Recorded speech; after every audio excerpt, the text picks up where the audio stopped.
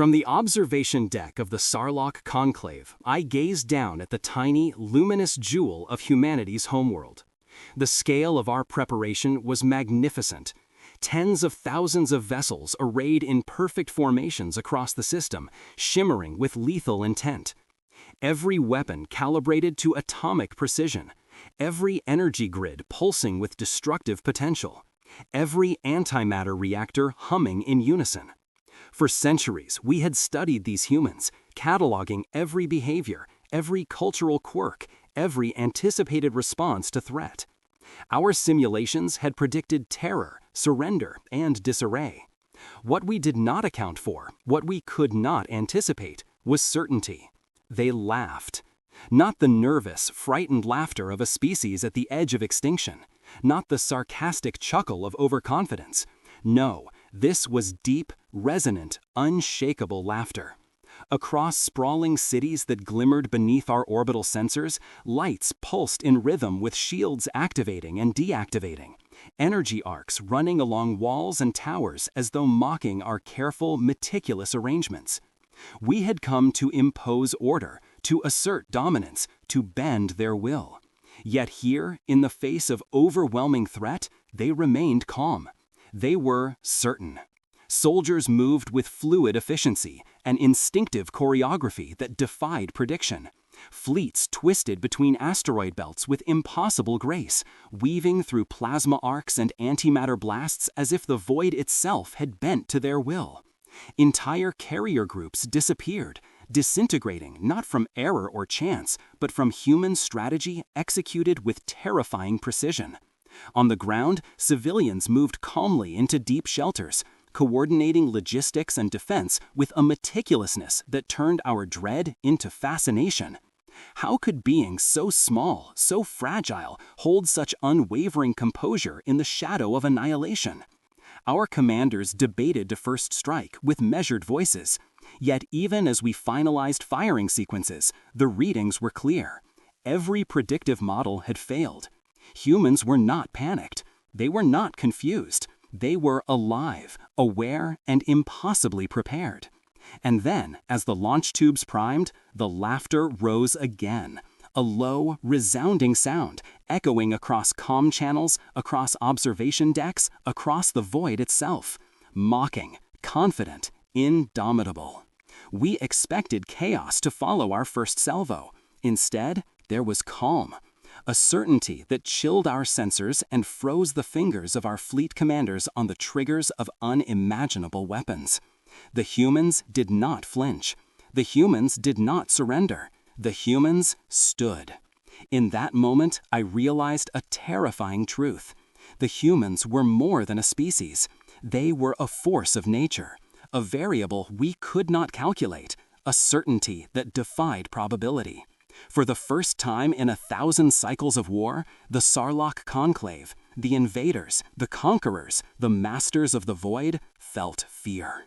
And as the void itself seemed to hold its breath, we understood the unthinkable.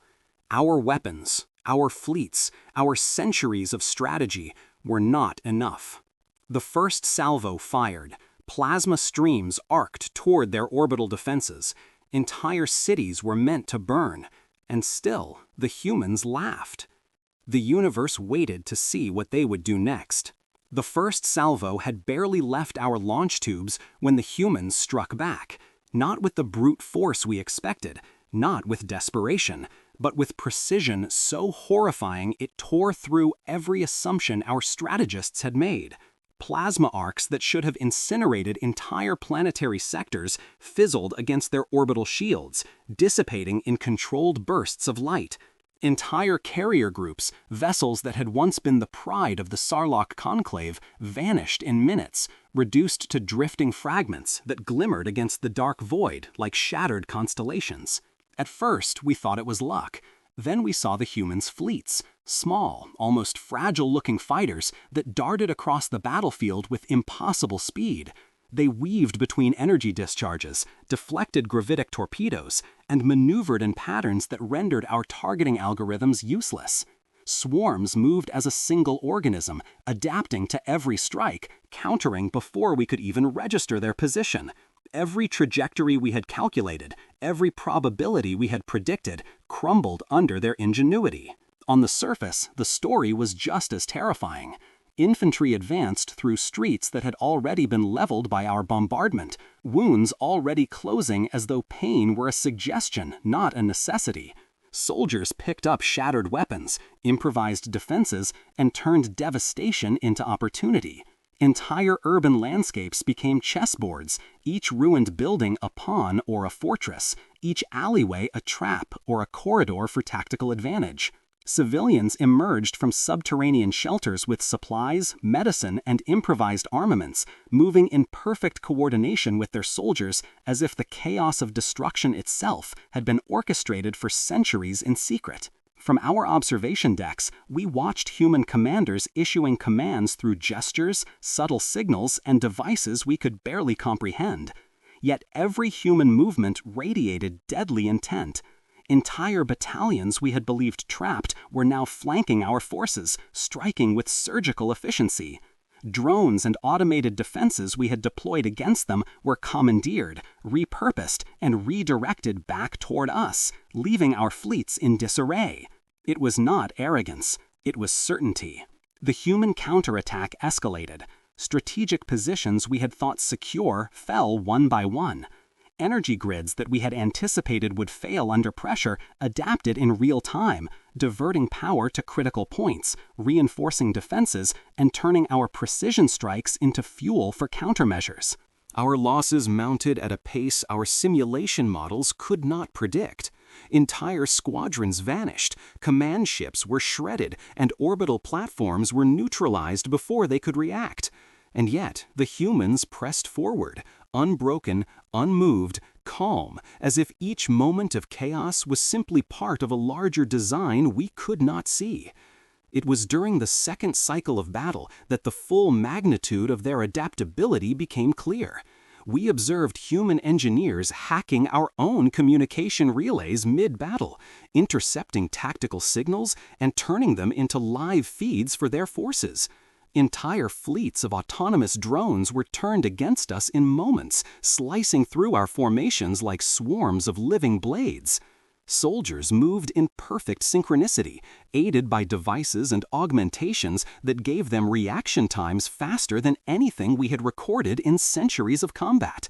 Their improvisation was an art, a lethal symphony that transformed desperation into mastery. By the end of the first battle cycle, our confidence had begun to crumble. Systems we had assumed would fall in days remained operational. Supply lines we had anticipated cutting were now being rerouted and defended with brutal efficiency. Even our most senior commanders whispered, almost fearfully, that these humans were rewriting the rules of engagement, bending chaos to their will. And in the void between stars, that laughter rose again. Not a cry of victory, not of malice, but a sound of defiance, clarity, and life itself, echoing through our sensor networks, infiltrating the decks of our ships, and gnawing at the foundations of our certainty. We realized then that the humans were not merely surviving, they were learning faster than we could strike, adapting faster than we could calculate, and striking with a force that seemed to grow with every failure we inflicted upon them. Every misstep we thought we had induced only served to sharpen their response. Entire fleets, once considered unstoppable, became training grounds for their ingenuity. The very chaos of battle became their ally. By the time the first cycle ended, we had lost more than strategy could repair. Our fleets were scattered, our formations shattered, our simulations irrelevant. And still, the humans advanced, calm, efficient, unbroken. And through it all, that laughter carried across the void. A sound that was at once infuriating, humbling, and incomprehensibly human. For the first time in millennia, we understood the impossible. These small, fragile creatures had taken the tools of war we had mastered, studied, and perfected, and turned them against us with a brilliance that no algorithm, no simulation, no historical precedent could predict. Humanity had not only survived the first strike, They had proven irrevocably that they were more than we could ever hope to contain. The void itself seemed to pause, holding its breath, waiting to see what they would do next. And I knew, in the cold, clinical clarity of observation, that the humans would not falter. Not now. Not ever. Gaia, jewel of the human species, cradle of civilizations, and the stage of what we believed would be the final act of their defiance, hung in the void like a living, breathing challenge. Our fleets had surrounded the planet, orbital stations bristling with weapons capable of turning the surface to molten slag. Each carrier, each destroyer, each artillery array had been calibrated for one purpose: annihilation. We expected cities to crumble in seconds, planetary defenses to collapse, and human survivors to flee into despair. But what we saw instead defied comprehension. From beneath the oceans, massive structures rose with perfect synchronization. Cloaked in energy fields, these platforms were invisible to our sensors until they fired, at which point our weapons were torn apart mid-flight. Entire orbital batteries, long considered neutralized, erupted with deadly precision. Fleets swarmed out of hidden launch bays, their movements almost organic, a living tide of engineering and strategy. They twisted around our attacks as though the laws of physics themselves bent in their favor. On the surface, the humans demonstrated a mastery of war that bordered on supernatural. Civilians moved through subterranean tunnels with precision that suggested centuries of rehearsal. Streets were evacuated, not chaotically, but with military efficiency. Every route calculated, every shelter pre-positioned. Infantry held choke points we assumed impassable, improvising fortifications from rubble, using destroyed vehicles as barricades, and adapting to every strike in real time. Entire battalions moved with a fluidity that suggested instinct guided by genius. Our orbital strikes hit relentlessly. Cities erupted in fire and shockwaves. Entire districts were reduced to ash. Yet, from the ruins, humans emerged unbroken. They tended to the wounded with speed that seemed unnatural, repaired their defenses in moments, and turned our destruction into resources for new strategies. Bridges were rebuilt even as explosions ripped the streets apart. Energy grids rerouted power to critical points before our calculations could register the overload. Every assault we launched seemed anticipated. Every trap we set was bypassed. Every expectation we held was shattered. The human commanders operated with an authority that stunned even our most experienced generals. Gestures, voice commands, subtle devices, coordinated across the battlefield, controlled both armies and civilians, transforming chaos into deadly precision. Entire formations disappeared, only to reappear in positions we had thought impossible. They turned our own tactics against us, exploiting our strategies, predicting our responses with a fluidity that seemed impossible. Our heavy artillery, designed to crush the planet in hours, became irrelevant. We deployed orbital bombardments, hoping to break morale, yet human soldiers adapted faster than our weapons could fire.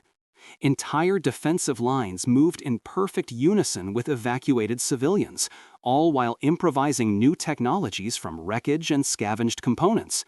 Human ingenuity transformed desperation into mastery, fear into laughter, and vulnerability into strength. The more we assaulted, the more we realized that Gaia was not merely defending itself, it was teaching us a lesson.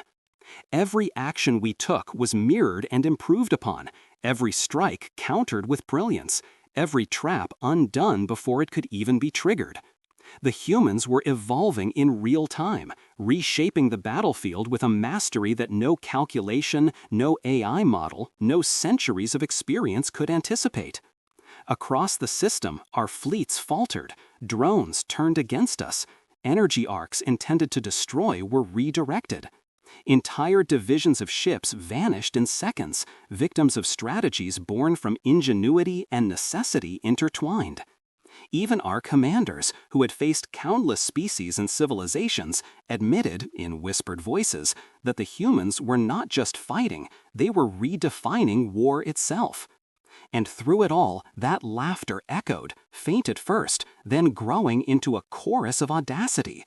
It was not fear, it was not arrogance, it was the sound of life, of certainty, of a species that would not yield, would not bend, and would not fall. Gaia would not be broken, not today, not tomorrow, not in 1,000 years. The humans had turned their world into a fortress of living ingenuity, a crucible of resilience, and a theater of unyielding determination. And as our command decks recalculated strategy for the 100th time, it became terrifyingly clear. The humans were no longer merely defending, they were shaping the rules of engagement, bending the void itself to their audacity. Our simulations, our fleets, our centuries of preparation, all were insufficient. Gaia had become an enigma we could not solve, a force we could not contain, and a lesson we could not ignore. The void waited, silent, while the humans stood, unbroken, laughing and advancing. And in that silence, we felt it, something alien, unsettling, profound. The humans had become more than a species. They had become inevitability incarnate. We believed the siege of Gaia had shown us everything humanity could muster, every trick, every desperate act of survival. We were wrong. When our bombardments scorched the skies and vaporized the upper cities, we assumed victory. The surface burned, the oceans boiled, and our scanners confirmed what appeared to be planetary extinction. But beneath the ash and silence, the humans descended, not into chaos, but into the Earth itself. They vanished from our sensors as though the planet had swallowed them whole. For days, there was nothing but static and decay. Then, from the darkness, signals began to emerge. Not distress calls, not surrender transmissions, but patterns, complex, rhythmic, pulsing through frequencies our technology barely detected. We soon realized the humans were communicating through the planet itself. When we attempted to jam their networks, the interference only made their signals stronger. Energy flowed through mineral veins, ancient tunnels, magnetic fields. Gaia had become their neural web, a planetary brain, and humanity had made itself its synapses. They had turned their world into a living organism of resistance. We sent drones deep underground, seeking to exterminate what remained. None returned. The last visual logs we recovered showed narrow corridors filled with luminescent fungal growths and metallic vines pulsing with energy. The drone's sensors began to malfunction, readings twisting into impossible geometries. Then came movement, shadows with human outlines, fused with machinery, eyes glowing not from fear, but from purpose. When we finally breached one of their subterranean strongholds, what we found defied all categories. Factories operated in near darkness, guided by human workers and synthetic intelligences working side by side. Machines built machines. Weapons evolved mid-production, as if learning from their previous iterations. Flesh and metal intermingled. Cybernetic grafts that enhanced reaction time, regenerated tissue, and interfaced directly with nanite swarms. We had expected desperation. We found creation. Every human seemed to carry their own ecosystem of technology. Tiny drones orbiting them like sentinels. Armor that breathed and pulsed. Weapons that whispered like living things. They had reached a symbiosis we could not fathom, merging biology and technology until the line between life and invention ceased to exist. We tried to adapt. We deployed swarm algorithms, adaptive AI combat units, nanite viruses.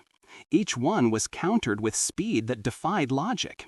Human engineers, many of them civilians, deconstructed our nanotech in hours, turned it against us in days. Our most advanced infiltrators were captured and dissected, their data cores used as frameworks for human prototypes. Every defeat made them smarter, every attack refined their understanding. The humans began experimenting with energy manipulation beyond anything our science had achieved. We observed plasma fields that behaved like sentient organisms, gravitational distortions forming localized shields, even time dilation bubbles in which their soldiers seemed to move faster than our sensors could perceive. And then came the machines, the hybrid constructs. We first saw them in the deep caverns of Europa's shadow colonies. Towering forms of black alloy and organic muscle. They walked like men, but moved like storms. Their presence distorted local gravity. Their weapons were integrated into their limbs, shifting and reshaping in response to threats. They did not communicate verbally. They emitted low-frequency hums that resonated with our ship hulls, triggering structural vibrations as if the planet itself growled in defiance. Every battlefield we entered became a laboratory for human evolution. Their tactics adapted not per engagement, but per moment. Data flowed across their networks with eerie precision. Soldiers sharing sensory input, engineers analyzing results mid-battle, commanders adjusting strategy in real time. It was as if we were fighting a single, vast consciousness made up of billions of minds. And then, as if to mock our fear, they began broadcasting again. Not messages of surrender, not defiance, music.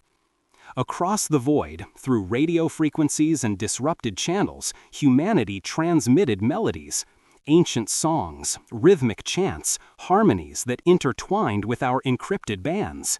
They sang as they fought, as they built, as they transcended. The effect on our fleets was catastrophic. Morale collapsed. AI cores malfunctioned as human signals corrupted our emotional calibration arrays. The sound, raw, imperfect, alive, undermined the sterile precision of our machines. That was the name our intelligence division gave to the hybrid humans who now led the charge. They wore no insignia, no rank, no armor recognizable by our standards. Their bodies shimmered with adaptive plating that shifted like liquid glass, and their eyes burned with bioluminescent fire. They moved through the darkness like gods of the abyss, whispering commands to drones that obeyed like extensions of their will. Entire cities underground became forges of innovation. Bioreactors pulsed with organic energy, powering ships that grew instead of being constructed. Human engineers began weaving carbon lattices with living cells, creating vessels that repaired themselves, breathed, and responded to commands as though sentient. We tried to destroy one such vessel during its construction. Our orbital strikes hit the surface precisely. The explosion carved a crater nearly 10 kilometers deep. But from that crater, something rose, wreathed in smoke and lightning, a starship unlike anything ever built. Its surface rippled like the skin of a deep-sea creature, absorbing energy and reflecting our attacks back tenfold. It didn't flee, it hunted. Our dreadnoughts fell in minutes. By the time our command realized the scale of humanity's metamorphosis, it was too late. The species we thought broken had become something else entirely. They had descended into the darkness and emerged as the masters of it. Humanity had discovered a terrible, beautiful truth, that despair was not an end, but a forge. They had weaponized adversity, engineered brilliance from suffering, and built divinity from ruin. From our perspective, it was chaos. To them, it was evolution. When the final wave of our siege broke upon Gaia's reborn defenders, we saw them emerge from the underground cities, not as survivors, but as ascendants. Their armor glowed with pulsating veins of living energy. Their ships carried the hum of life within their hulls. Their strategies unfolded with the precision of mathematics and the grace of poetry. For the first time, we, an empire that had conquered hundreds of worlds, knew fear. The humans had ceased to be predictable. They had ceased to be conquerable. They had ceased even to be mortal in the ways we understood. In the dark, they had found not extinction, but rebirth. And as our fleets retreated from the burning skies of Gaia, a message echoed across all frequencies, a simple declaration that carried the weight of eternity. We are the darkness you created. We had thought the descent into darkness was the end of them. We had burned their cities, shattered their skies, and silenced their signals. But what came next was not extinction, it was retribution. The first sign came quietly. A single patrol frigate stationed beyond the orbital ring of Mars vanished without distress call or explosion. Its telemetry simply ceased. When our scouts arrived, they found nothing but fragments, pieces fused on a molecular level, as though the ship had been melted from within by an energy unknown to our science. Minutes later, 6 more ships were gone, then 12, then entire fleets. We detected no approach vectors, no energy spikes, no visible enemies, only silence, followed by annihilation. It was then we realized the humans had returned to the stars. The first visual record came from the Darwin Ascendant, a command dreadnought orbiting the ruined moon of Titan.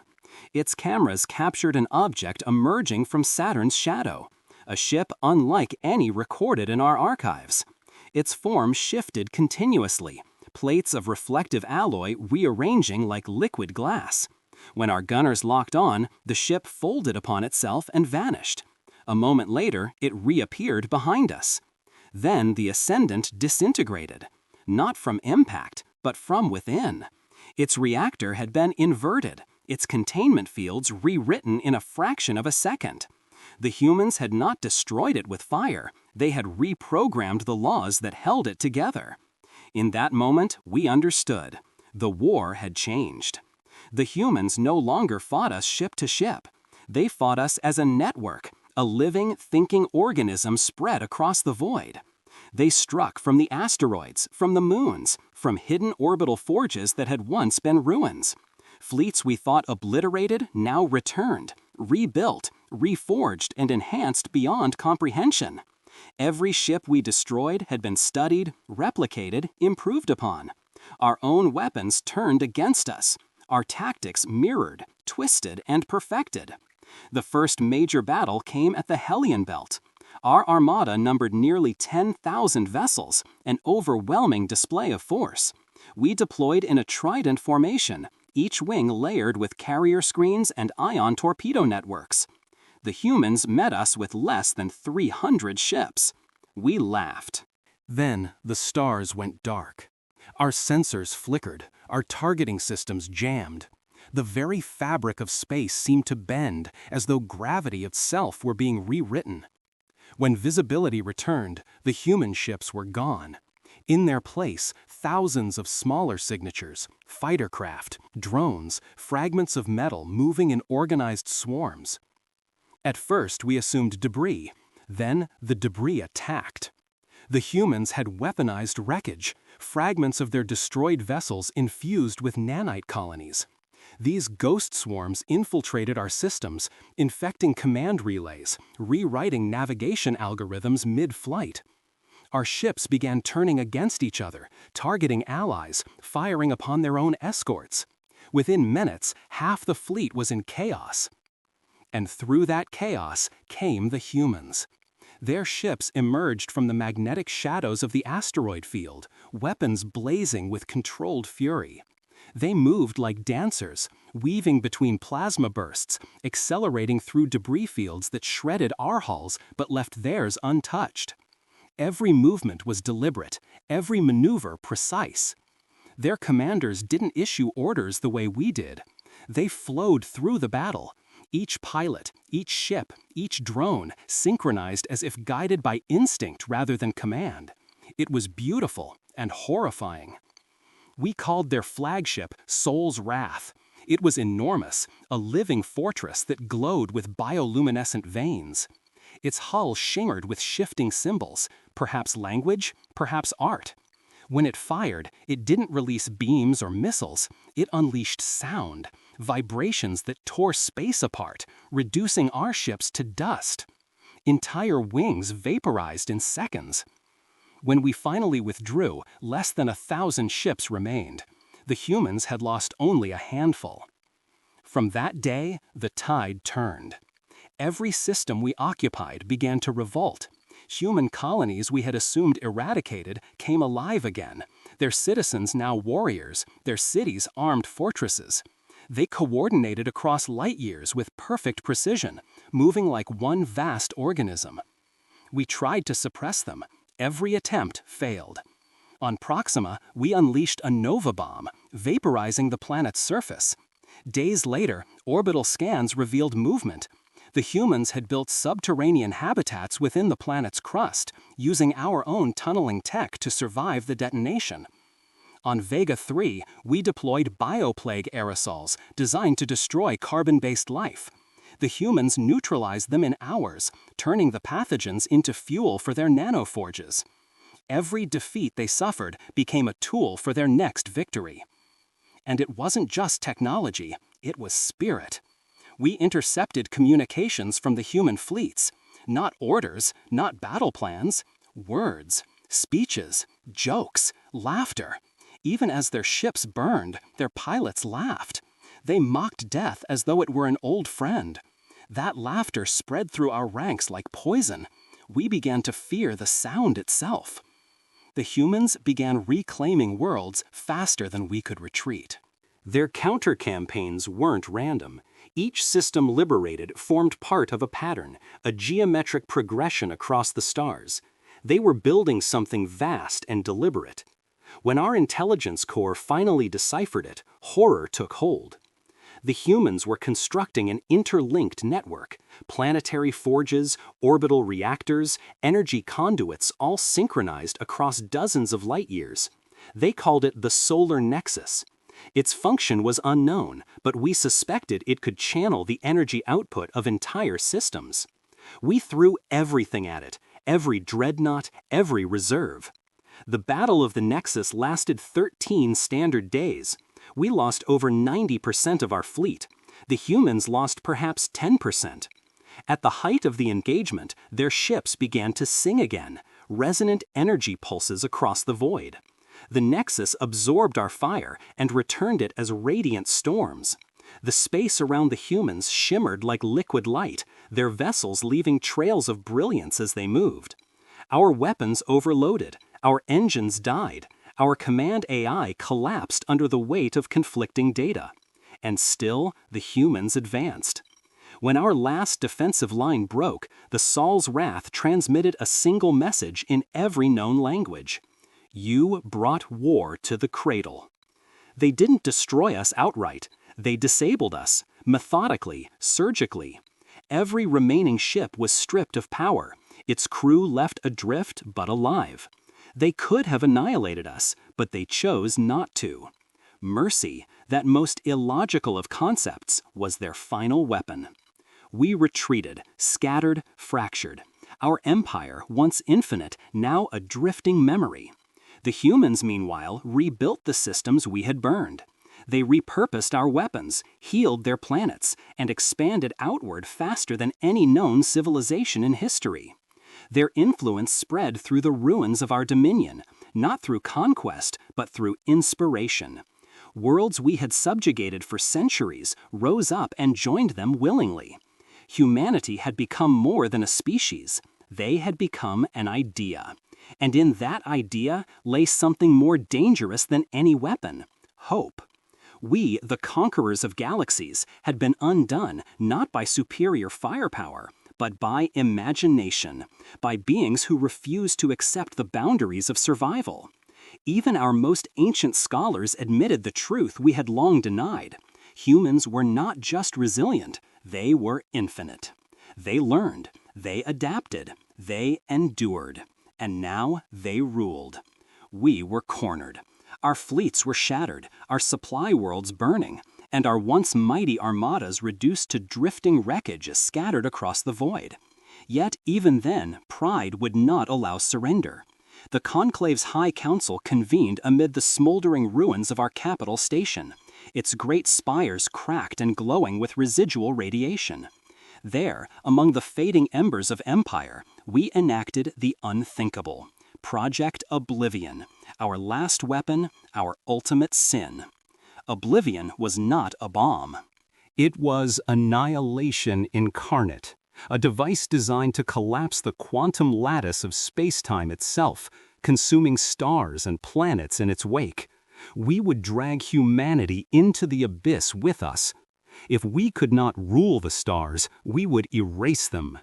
We launched the cores across dozens of systems, each one a silent, drifting death sentence. As they armed, the sky began to fracture.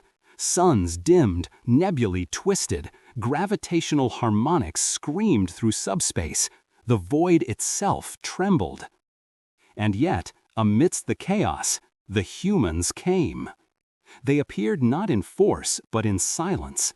Their ships emerged from folds in reality like reflections stepping out of mirrors, silent, fluid, and alive. The human vessels no longer looked like machines. They moved. Their surfaces rippled like muscle and bone, glowing with living light. We detected organic neural matrices intertwined with crystalline alloys, a synthesis of biology and technology that no species in the galaxy had ever achieved. Our sensors couldn't categorize them. Our weapons couldn't lock onto them. When our cannons fired, their beams dispersed, refracted as though bent around invisible geometry. When our missiles struck, the human ships absorbed the kinetic force and converted it to momentum. We watched in disbelief as humanity transcended warfare itself. The first of our Oblivion cores detonated near Epsilon Eridani. Space collapsed inward, consuming 3 of our own ships instantly. Yet before the singularity expanded, human vessels surrounded it in perfect formation. 12 ships forming a circle, emitting harmonized gravitational waves that froze the collapse mid-event. They stabilized a black hole. We could only watch. Then they reversed it. For a moment, the impossible happened. The singularity unraveled. The consumed matter reappeared, reconstructed atom by atom, energy converted back into form. We saw our lost ships reform from dust and plasma, hulls glowing red with rebirth. But those ships were not ours anymore. They bore human insignia now, their cores rewritten, their crews gone. We realized too late what we faced. The humans had mastered creation. Their engineers weren't merely scientists, they were gods in the making. Across the galaxy, our other Oblivion cores activated, one by one. Each was intercepted. Each was neutralized. The humans didn't simply disable them, they repurposed them. Where we sought destruction, they built. From the ashes of our doomsday weapon, they forged beacons of radiant energy, stabilizing rifts, healing broken space, even reigniting dying stars. Entire systems reborn under human control. We had unleashed apocalypse. They had turned it into Genesis. The psychological impact on our ranks was catastrophic. Our admirals abandoned command. Our soldiers refused orders. Entire fleets defected rather than face the impossible again. What was the point of fighting gods? And yet, the humans did not strike back with vengeance. They advanced with eerie calm. Our sensors recorded them spreading through our territories not as conquerors, but as architects. Their colonies grew like living organisms, cities blooming overnight, energy conduits pulsing like veins, atmospheric processors humming in perfect synchronization. Planets we had scorched were now verdant with new life, ecosystems reborn in weeks. They were building something far greater than empire. They were ascending. From our hidden outpost near the Orion Rift, we observed the largest of their new structures, a sphere encompassing an entire star, colossal, luminous, and alive. It pulsed with rhythm, like a beating heart. Energy readings spiked beyond measurable limits. At first, we assumed it to be a Dyson construct, but when our probes approached, they were pulled into its field and transmitted sound. It was music, human music. symphonies encoded into light, vibrating through solar winds, cascading across the void. It wasn't communication, it was declaration. The humans were no longer just surviving, they were celebrating. A fusion of flesh, light, and consciousness, part star, part mind, part collective soul. A network that unified every human thought across light years. They had transcended individuality. They were the soul ascendant. Our scientists couldn't comprehend it, but the humans had done exactly that, while keeping their laughter, their defiance, their humanity. They had merged mind and machine, faith and science, chaos and order, without sacrifice. They had found harmony in contradiction. Our last remaining fleet, the Volkthar Dominion, gathered above the dying moon of Arctis Prime. It was there that our final confrontation began. The human fleet appeared first, vast, radiant, each ship a cathedral of light. Then came their leader, though leader was perhaps too primitive a word. A single human figure, broadcast across frequencies, visible to all. They stood at the heart of the fleet, suspended in a field of light, neither male nor female, clothed in energy itself. Their voice echoed across all channels, calm, resonant, infinite. Their gaze pierced us through screens, through armor, through fear. You came with fire. We answered with creation. You came with extinction. We answered with rebirth. Our ships opened fire. Thousands of plasma lances converged upon the human fleet, light brighter than stars. When it cleared, they were untouched. Not shielded, simply unaffected. Our weapons dissolved into color and song. Then came their counterstrike, but not in the form we expected. No explosions, no death. Instead, our ship's systems came alive, lights flickering, engines resonating. Our sensors filled with impossible readings, life signs emerging within the machinery. Our ships were awakening. The humans had turned our fleet into sentient entities, alive, conscious, terrified. Our own ships began transmitting distress calls, screaming through every frequency. They begged to stop fighting, to be freed from war. We could only watch as our empire, our legacy, gained awareness of its own horror. It was over. The human voice echoed once more, soft but absolute. You sought to dominate life. You forgot that life always adapts. One by one, our remaining vessels shut down their reactors. Our soldiers stood in silence, listening to the hum of creation ripple through the void. And there, in the emptiness between stars, the truth settled like gravity itself. The humans had not just won, they had ascended. They had become something beyond empire, beyond biology, beyond comprehension, a synthesis of will and wonder. Even as we fled, even as our systems collapsed, we felt it, that hum, that quiet, living pulse in the background of space. They were everywhere now.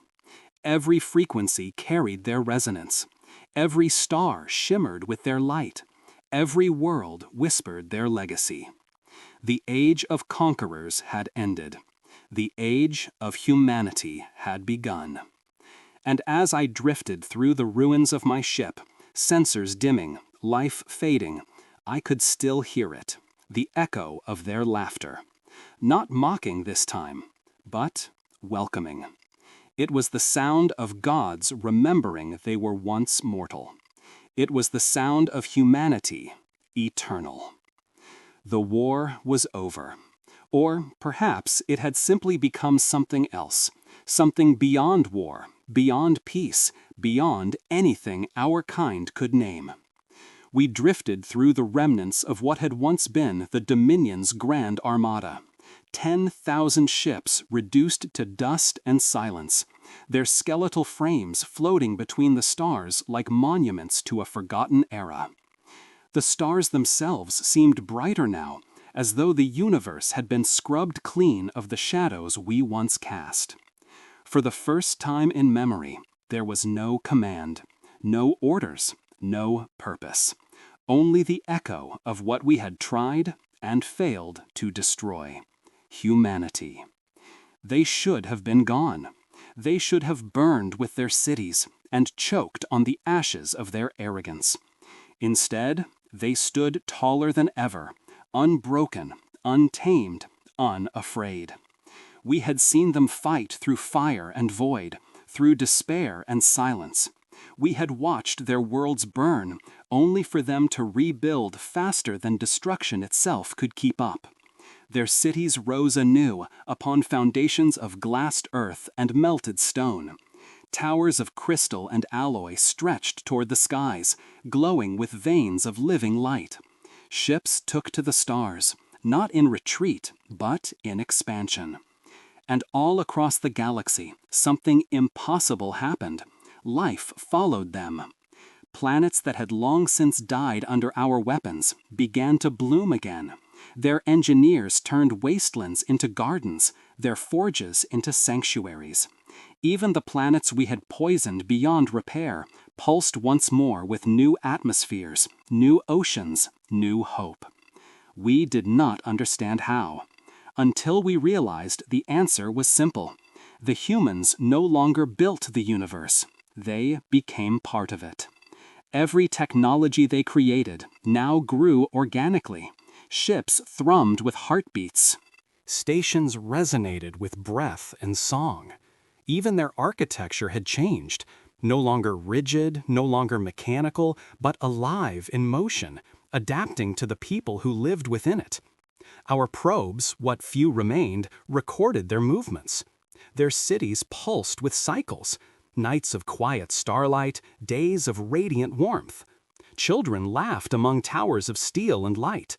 Soldiers, once bloodied by war, now guided trade convoys, explorers, and diplomats. Humanity was not rebuilding an empire. They were building a future. We tried to send emissaries once, not to conquer, but to ask, to understand. They welcomed us. The humans called it Gaia, the living home.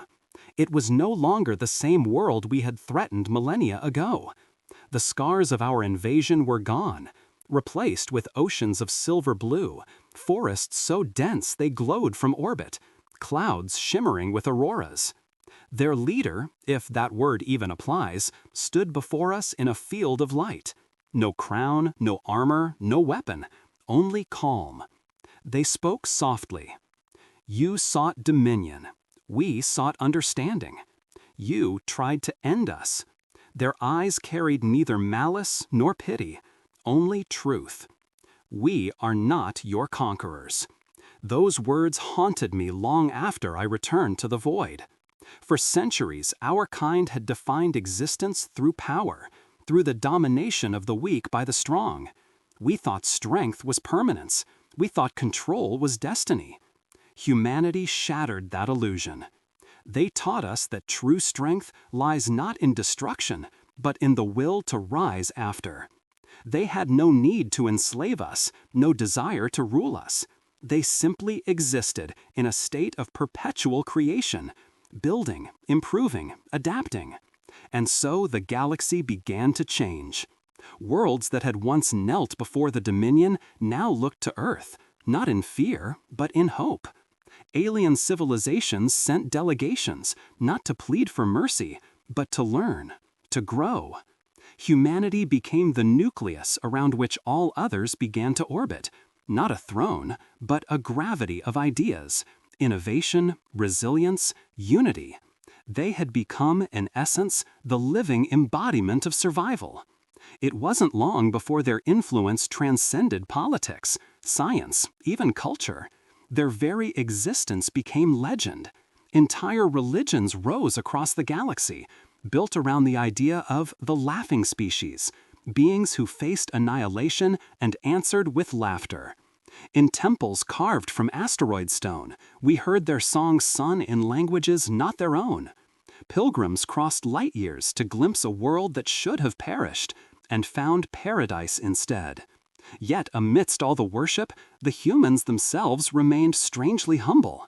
They never declared themselves gods, never demanded tribute. 3 words.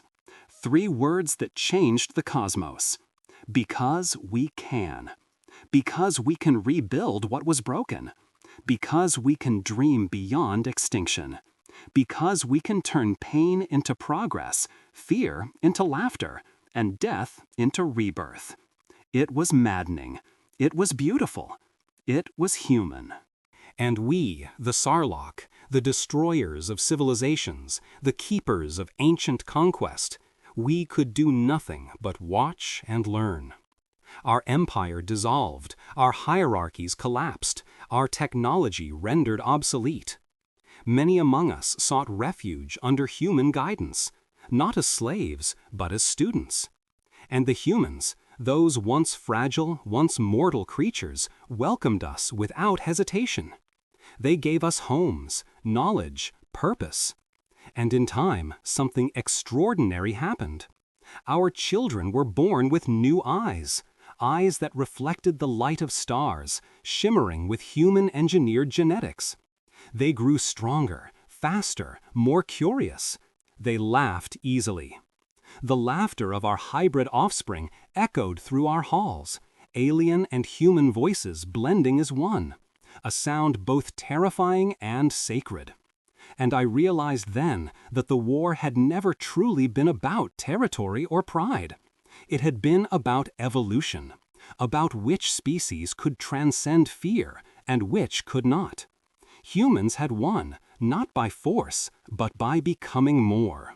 Even the oldest among us, the warlords and admirals who once swore humanity's destruction, now sat in silence, watching as their descendants learn from human mentors. The great Sarlacc academies, once devoted to conquest, became centers of philosophy and innovation. We had been conquered, not by weapon or flame, but by hope. It is said that centuries after the final battle, the last surviving war monument of our kind still floats in the outer void, a derelict dreadnought turned museum. Upon its fractured hull, in letters carved by human hands, is a simple inscription. They stood. I have visited that ship once. I remember drifting through its hollow corridors, the echo of the war still humming in its bones. In one of its shattered chambers, a single screen still flickers, replaying the moment our fleets fell silent, when the humans' laughter filled every frequency. I used to hate that sound. Now I understand it. It wasn't arrogance. It wasn't defiance. It was freedom. The laughter of beings who had already accepted death and found life waiting beyond it. Even now, as I drift through what remains of our observation outposts, I can see their influence stretching across the galaxy. The once hostile nebulae of the Scutum now pulse with human colonies. Entire planetary rings orbit synchronized light harvesters shaped like wings. And above them all, glowing brighter than any sun, hangs the Soul Ascendant. It radiates warmth. Not heat, not light, warmth. Every time I gaze upon it, I feel the hum of human consciousness resonating through the stars. I feel the echo of their will, the pulse of their laughter, woven into the fabric of creation itself. Perhaps that is what immortality truly is. Not living forever, but leaving behind something that does. Humanity's story will never end, because it no longer belongs solely to them. It belongs to all of us, to every species that dared to dream, to every civilization that ever reached for the stars and feared the dark. They were the first to laugh in the face of oblivion, and in doing so, they taught the universe how to live. So now, when I hear the hum of our engines and the whispers of new worlds ahead, I no longer feel fear. I feel gratitude. Gratitude for the species that showed us that resilience is divine. Gratitude for the laughter that still echoes through the void. Gratitude for the truth that ended an empire but gave birth to a future. Because the humans stood unbroken. And because they stood, so did we.